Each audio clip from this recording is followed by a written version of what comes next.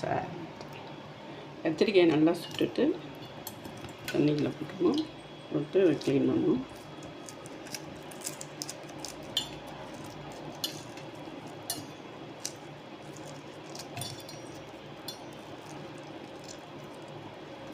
நல்லா சுட்ட கத்திரிக்காய்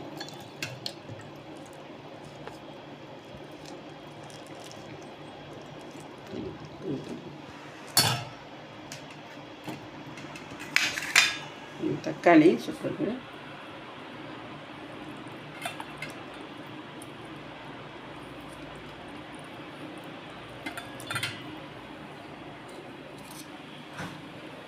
வெங்காயம், சின்ன வெங்காயம்,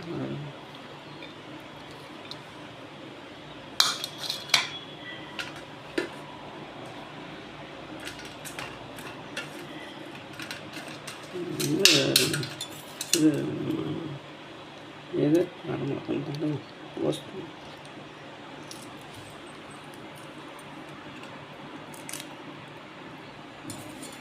கொஞ்சம் புளி,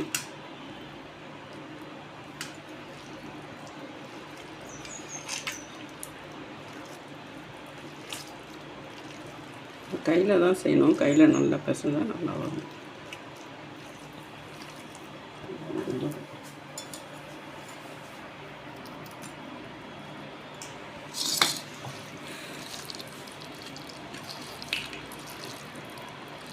உரத்துக்கு தேர்ந்த கூட வேணும்னா நம்ம வர மிளகா கூட போட்டுக்கலாம், நல்லா வறுத்தது இல்லை சுட்டு கூட வச்சுக்கலாம். எல்லாமே இது சுட்டு தான் செய்வாங்க.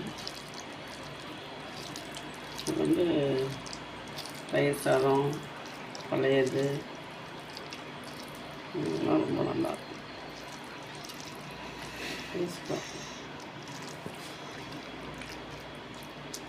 அது கையில் தான் பேசணும். பச்சை மிளகா வேணுன்னா போட்டுக்கலாம், வரமிளகா போட்டுக்கனால நம்ம பச்சை மிளகா போட்டுக்கலாம்.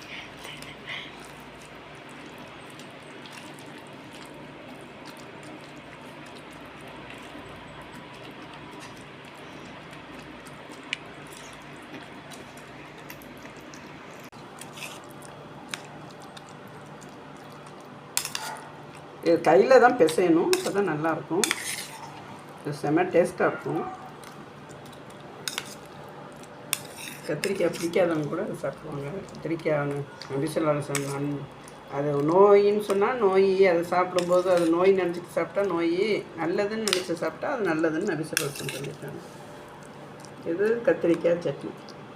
இது செஞ்சு பாருங்கள், சூப்பராக இருக்கும். சாப்பாட்டு